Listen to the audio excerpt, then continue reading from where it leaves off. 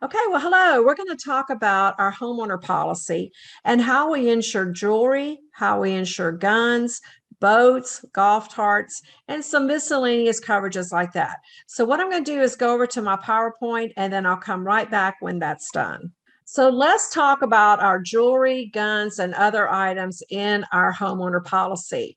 So, I'm Tammy Grisso DeLaura, and my school is Tammy DeLaura Insurance Educators. And you can join me on Facebook as Tammy DeLaura Insurance Educators. Here's my website, tdinsuranceeducators.com. Now, so when it comes to your homeowner policy, let's talk about some property that is limited.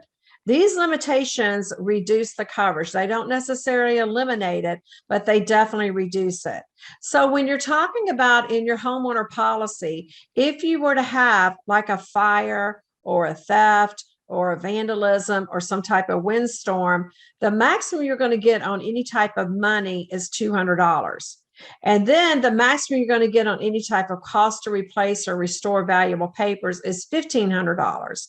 Now, when it comes to boats, including the trailers and equipment, the max you're going to get for any peril, so that's like fire, lightning, windstorm, theft, those types of things, for your boats is $1,500.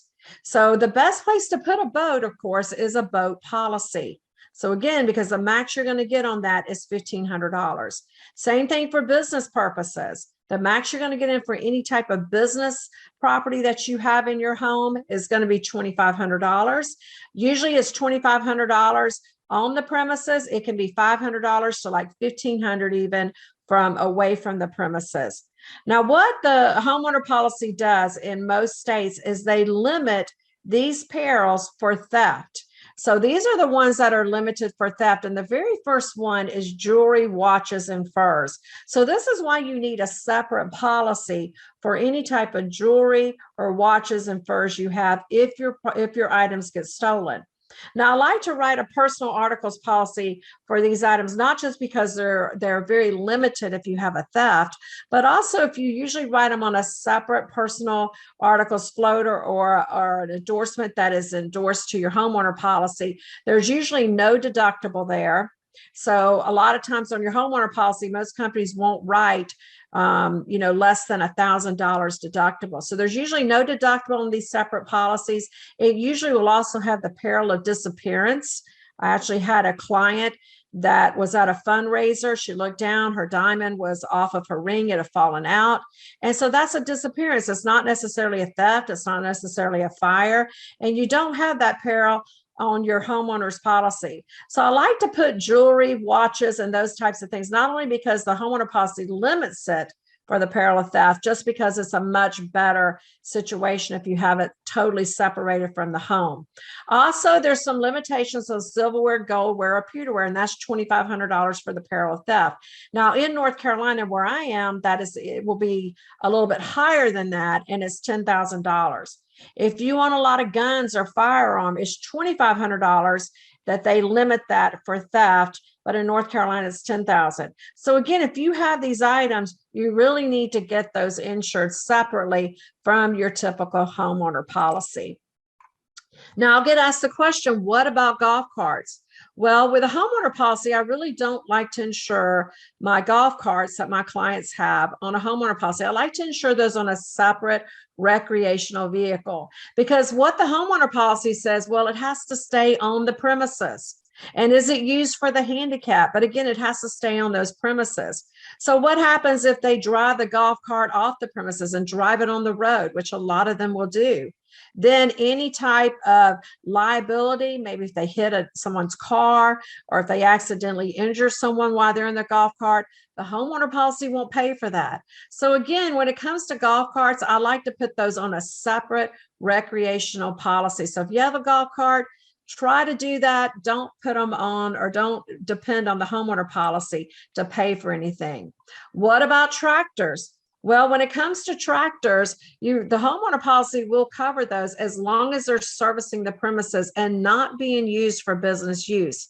I'll have a client that maybe has a lot of land and they have a really nice tractor. Do they need to get extra insurance for it? Not necessarily, as long as they're servicing their premises. A lot of times they'll need a certificate of insurance. I may have to get an extra policy for them, but usually if they're servicing the premises and it's not being used for commercial, then we're okay with those tractors staying on the homeowner policy. What about vacant land? So if you have a situation where you buy some vacant land, you can have your homeowner policy, your liability extend to the vacant land. But keep in mind, you can't have any structures on this vacant land. And that's what's so important. If you put a structure on this vacant land, then your homeowner policy won't automatically extend to it from a liability standpoint. You're going to have to get some separate coverage for that. So we do have some great CE webinars coming for you. They're new webinars. There's Zoom.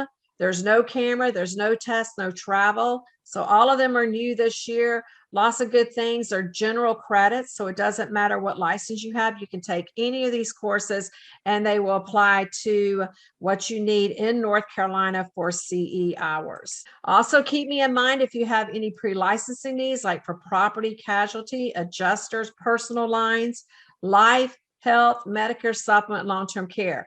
And again, this is my website. Okay, so I hope that helped you answer some questions about tractors, about boats, about golf carts, and especially when it comes to your jewelry and your furs and your guns and things like that. We really want to put those on a separate policy, because not only will it be limited for the peril of theft, but also there's other great perils that it will cover, like disappearance, and also usually those separate policies that you have outside the homeowner policy will have a much lower deductible. Okay, well, I'll catch you in the next video.